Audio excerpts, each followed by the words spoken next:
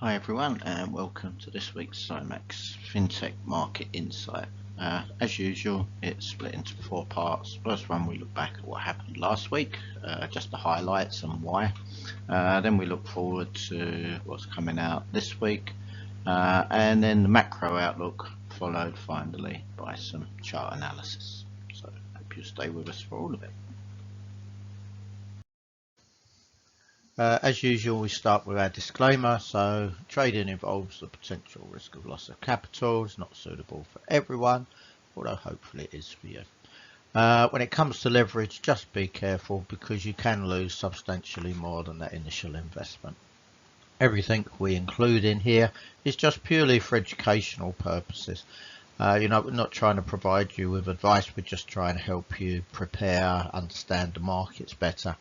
To help you make better decisions, but of course, if you are looking to invest or trade, that has to be your decision. And before you make that, you should consider your financial situation, your level of experience, and your risk appetite. And of course, on your risk capital, you're prepared, but more importantly, can afford to lose. If you've got any doubts whatsoever, seek independent financial advice before risking your capital.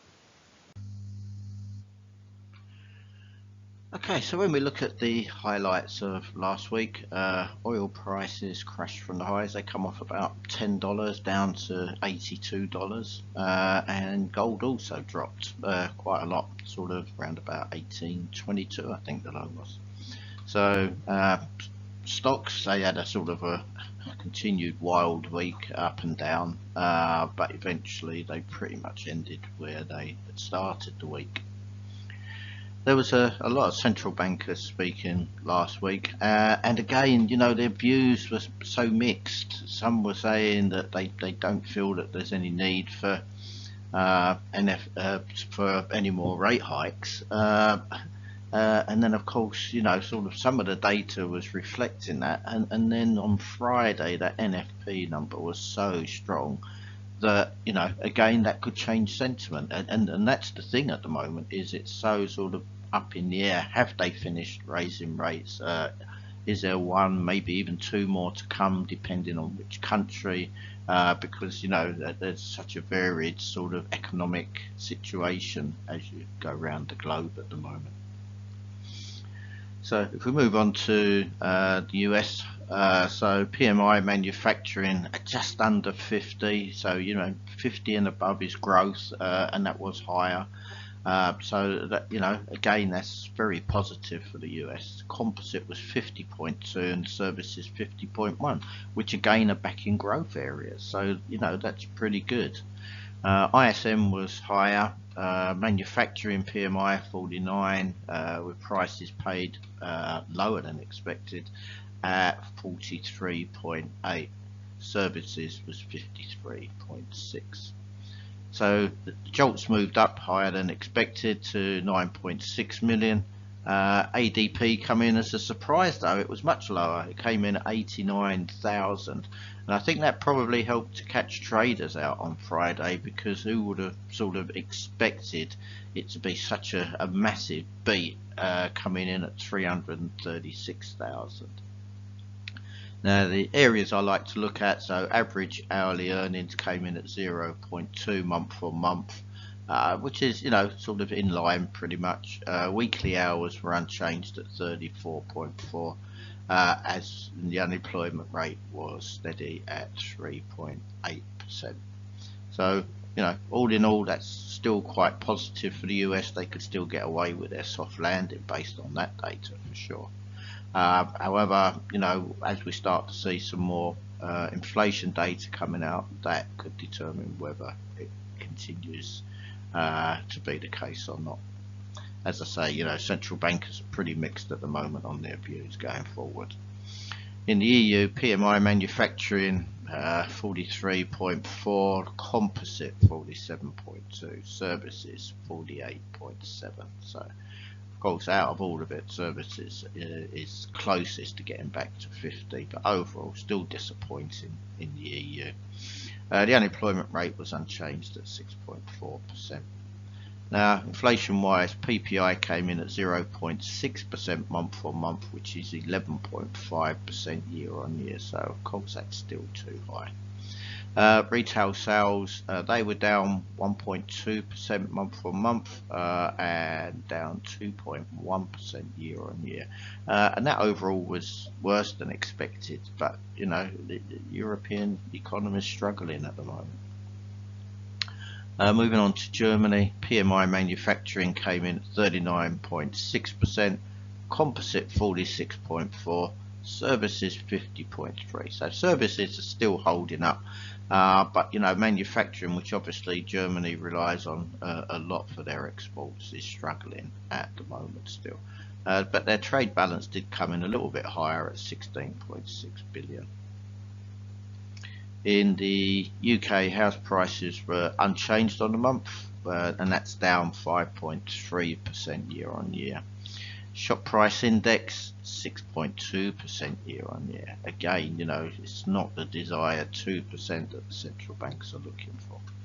And the PMI composite was 48.5, services 49.3. They were both better than expected, but again, still just below that expansion territory.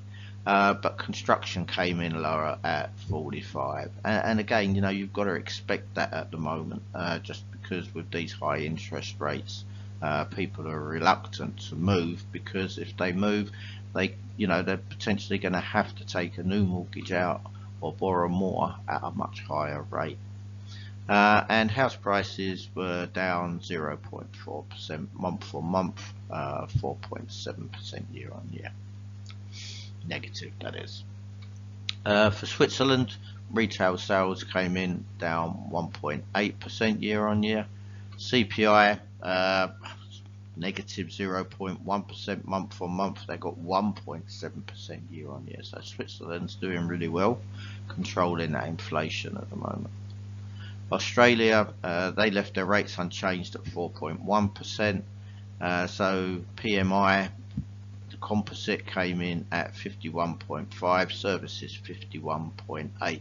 So, you know, obviously again there, that's good levels for them.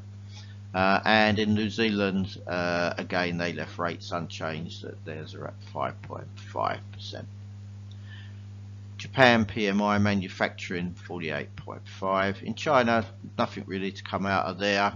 It'll kick off again on sort of like tomorrow, well, Monday onwards, because they had their Golden Week holiday. And in Canada, PMI manufacturing 47.5. So, you know, with the PMIs, the manufacturing is still the weak component for everybody. But that's to be expected, I think, at the moment. You know, that demand is weakening around the globe. But US still putting in a strong performance, you can't doubt that.